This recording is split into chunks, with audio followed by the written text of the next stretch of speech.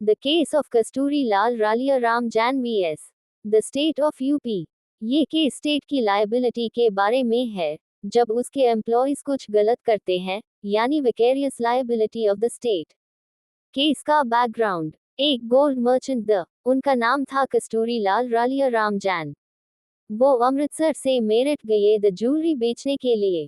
मेरठ में उन्हें पुलिस ने पकड़ लिया, इस शक पर कि उनके पास स्टोलन प्रॉपर्टी, चोरी का सामान है। पुलिस ने उनका गोल्ड और सिल्वर दोनों सीज कर लिया। बाद में उनका सिल्वर तो वापस कर दिया गया, बट गोल्ड वापस नहीं किया। पुलिस स्टेशन के मलखाना स्टोर रूम का जो हेड कांस्टेबल था, उसने एलिगेडी वो गोल्ड मिसअप्रोप्रिएटेड हथिया लिया और पाकिस्तान भाग गया।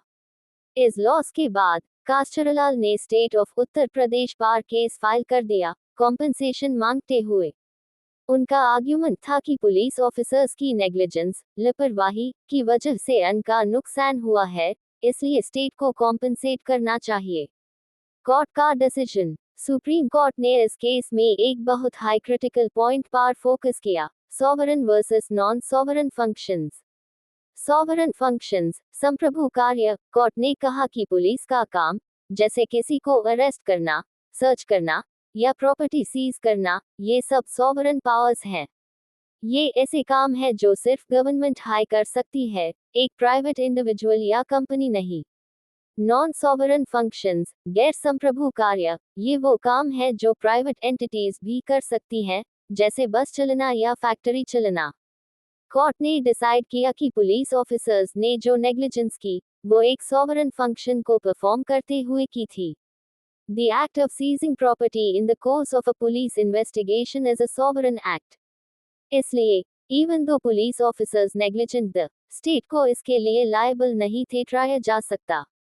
इस जजमेंट ने एक प्रिंसिपल एस्टैब्लिश किया, state is immune from liability for the tortious acts of its employees if those acts are committed in the exercise of sovereign functions. आगे क्या हुआ? बाद में इस केस को काफी क्रिटिसाइज किया गया, क्योंकि इससे एक इनोसेंट सिटीजन को जस्टिस नहीं मिल पाया।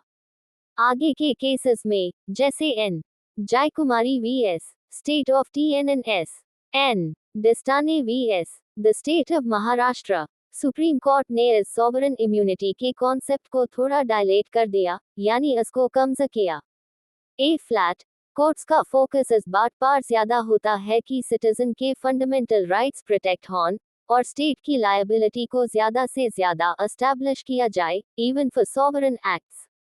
बट कास्टरलाल केस एक लैंडमार्क रूलिंग है जो इंडियन लॉ में vicarious liability of the state की डिस्कशन शुरू करने के लिए बहुत इंपॉर्टेंट है।